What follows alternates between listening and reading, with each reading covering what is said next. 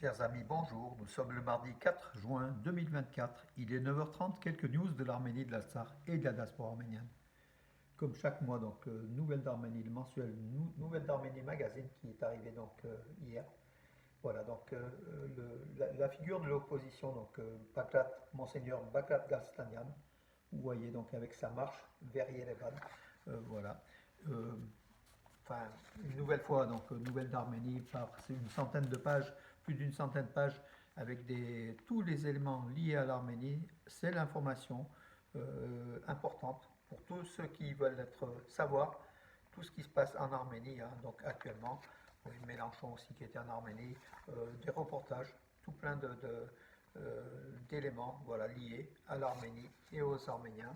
Et puis aussi les 24 avril, hein, il y a un résumé des 24 avril, des cérémonies du 24 avril dans toutes les villes de France en fait. Hein, voilà donc aussi également donc pour nos amis ici donc à Valence, donc justement la manifestation de Valence, de Privas, voilà donc beaucoup d'éléments. Nouvelle d'Arménie, magazine du mois de juin. Voilà mes amis. L'info, donc ce soir à 18h, match amical Slovénie-Arménie. Donc l'Arménie se déplace en Slovénie à 18h. Et puis vendredi, ce sera Arménie-Kazakhstan au stade Hanrabi Gagan, donc le stade républicain d'Erevan. Deux matchs amicaux pour tester un petit peu la capacité de l'équipe d'Arménie, voilà, avec l'entraîneur Petrakov, Alexandre Petrakov, et puis une équipe d'Arménie qui a priori est bonne. Mais la Slovénie est une bonne équipe aussi, il faut voir. Donc voilà le résultat ce soir. Et puis malheureusement, mais bon, c'est déjà un exploit, hein, donc l'arméno-russe Elina Avanessian à Roland Garros, au tournoi de tennis de Roland Garros, en huitième de finale hier, a perdu face à l'Italienne Paolini, qui est la 15e joueuse mondiale. Elle, Elina Avanessian, est 70e, mais je pense qu'elle a progressé. Voilà. Elle est arrivée au moins en huitième de finale. Elle a perdu, elle était fatiguée en fait, hein, parce qu'elle a mené le premier set facilement, mais après elle a perdu donc le deuxième voilà, donc du coup elle était fatiguée suite à l'exploit qu'elle avait réalisé d'avoir éliminé une chinoise numéro 8 mondiale. Voilà, le match avait duré pratiquement plus de 2h30 et Elina Vanessian, on le voyait, était fatiguée donc n'a pas pu tenir, mais en tout cas bravo à elle, on la verra de plus en plus sur les cours de tennis. Voilà. Mauvaise nouvelle, oui. Le corps donc la compositrice Anaït Mnatsaganian, 25 ans, a été donc portée disparue au lac Sevan, a été retrouvée. Voilà, ses parents lui avaient offert un séjour au lac Sevan dans un hôtel de luxe, voilà, pour son 25e anniversaire. Elle était sortie, n'était plus revenue. Voilà, donc les sauveteurs ont trouvé son corps à 70 mètres de la plage, à 4 mètres de profondeur. Malheureusement, voilà, donc une histoire qui se termine mal. Voilà, comme c'est un fait divers qui est assez tragique.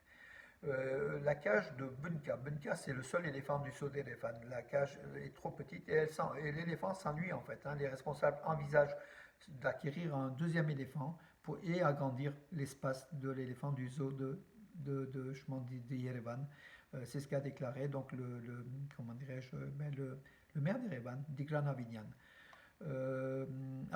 Oui, c'est important. Le premier camion en provenance de Chine est arrivé en Arménie par terre, en fait, hein, par les routes, dans le cadre du projet de carrefour de la paix. Il a traversé donc la Chine, le Kazakhstan, le Turkménistan, beaucoup de pays, l'Iran, pour arriver en Arménie, justement, donc sur la place de la République à Yerevan.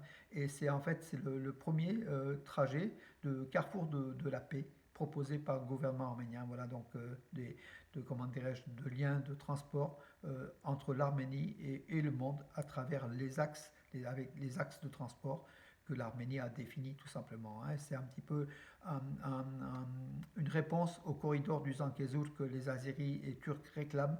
Voilà, on n'a pas besoin d'un corridor de Zangezur puisque les routes peuvent traverser l'Arménie sous la souveraineté de l'Arménie. Voilà donc l'élément important. En tout cas, le camion de Chine est arrivé à Yerevan, conduit par un transporteur, un chauffeur kazakh.